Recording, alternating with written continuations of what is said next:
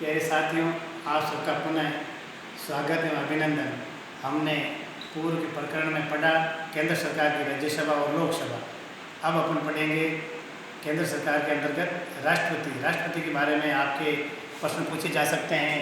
इसमें विभिन्न प्रकार के प्रश्न मैं बताना चाहता हूं कि राष्ट्रपति का चयन किस प्रकार किया जाता है, राष्ट्रपति की नियुक्ति के लिए कौन कौन सी योग्यताएं होनी चाहिए, राष्ट्रपति के निर्वाचन से संबंधित कौन कौन सी पद्धति काम में ली जा सकती है और राष्ट्रपति के लिए क्या क्या अधिकार और कर्तव्य है, उसके बारे में हम आज पढ़ेंगे। तो मैं बताना चाहता हूँ केंद्र सरकार का सबसे महत्वपूर्ण पद जो भारतीय संविधान में बताया गया है वो है राष्ट्रपति। हमारे मूल संविधान में अनुच्छेद 52 में बताया गया है कि भारत के अंदर एक संघीय शासन व्यवस्था होगी, संघीय शासन के अंदर कार्यपालिका होगी, कार्यपालिका के लिए एक महत्वपूर्ण पद राष्ट्रपति का होगा जो भारत में सर्वसर्वा होगा। तो कार्यपालिका की शक्तियाँ का वर्णन हमारे संविधान के अनुच्छेद 53 में बताया गया है कि कार्यपालिका के लिए औपचारिक प्रधान यानी वैधानिक कानूनन रूप से भारत का सर्वसर्वा प्रथम नागरिक राष्ट्रपति होगा। उसके बाद में संघीय कार्यपालिका के अंदर एक बताया गया प्रश्न बन सकता है संघीय कार्यपालिका में कौन कौन आते हैं। तो संघीय कार्यपालिका में राष्ट्रपति, उपराष्ट्रपति, प्रधानमंत्री, मंत्रिपरिषद और भारत का महान्यायवादी आता है। अब बताना चाहूँगा आपको कि राष्ट्रपति कौन भारत का राष्ट्रपति बन सकता है।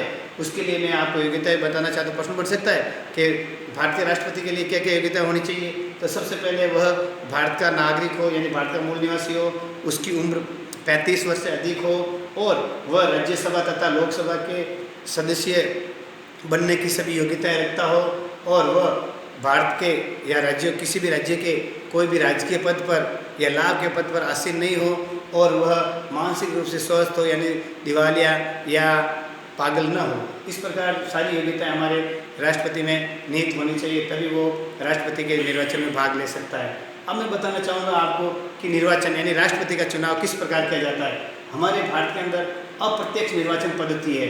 अप्रत्यक्ष निर्वाचन पद्धति के अंदर क्या होता है कि चुनाव एकल संक्रमणीय मत प्रणाली के आधार पर होता है। एकल संक्रमणीय मत प्रणाली क्या होते हैं कि राज्य जब दोनों सदनों के निर्वाचित सदस्य हैं, दोनों सदन यानी उच्च सभा जिसे हम बोलते हैं राज्यसभा और निम्न सदन जिसे हम बोलते हैं लोकसभा, राज्यसभा और लोकसभा दोनों के जनता के द्वारा चुने हुए प्रतिनिधि यानी सांसद और विधायक दोनों मिलकर के और संघीय क्षेत्र जैसे आप उनके जो अंडमान निकोबार द्वीप, दिल्ली, उनके भी विधानसभा क्षेत्र से चुने हुए सभी सदस्य वो सदस्य भी अपना मतदान देते हैं और ये मतदान होता है गुप्त मतदान प्रणाली के आधार पर। अब इसके अंदर क्या होता है कि कुल मतों में से एक न्यूनतम कोटा प्राप्त करना होता है, वही राष्ट्रपति निर्वाचित किया जाता है। न्यूनतम कोटा प्रश्न बन सकता है आपके न्यूनतम कोटे का क्या फॉर्मूला है। दिए गए वैध मतों की संख्या बट्टे व निर्वाचित होने वाले प्रतिनिधियों की संख्या यानी दिए गए वैध मतों में जो निर्वाचित प्रतिनिधि उनका भाग दिया जाता है, फिर उसके अंदर एक जोड़ा जाता है यानी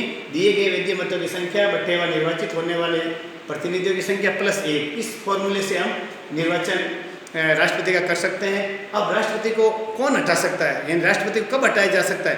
तो भारत के अंदर राष्ट्रपति का अधिकतम कार्यकाल 5 वर्ष का होता है।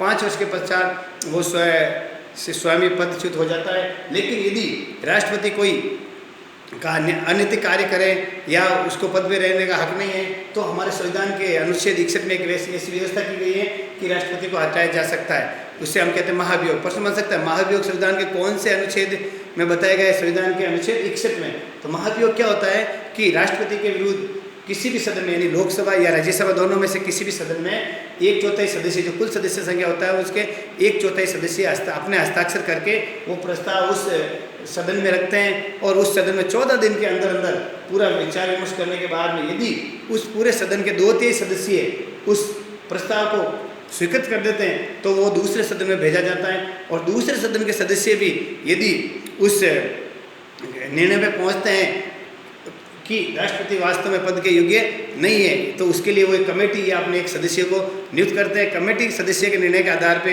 यदि वो राष्ट्रपति दोषी पाया जाता है तो वहाँ पर 2/3 बहुमत से राष्ट्रपति को पदच्युत किया जाता है। इस प्रकार मैंने आपको बताया राष्ट्रपति के अनुच्छेद के बारे में, योग्यता, निर्वाचन और पदच्युति के बारे में। अगले टॉपिक में हम राष्ट्रपति और उपराष्ट्रपति के कार्य और शक्तियों के बारे में पढ़ेंगे। नमस्कार।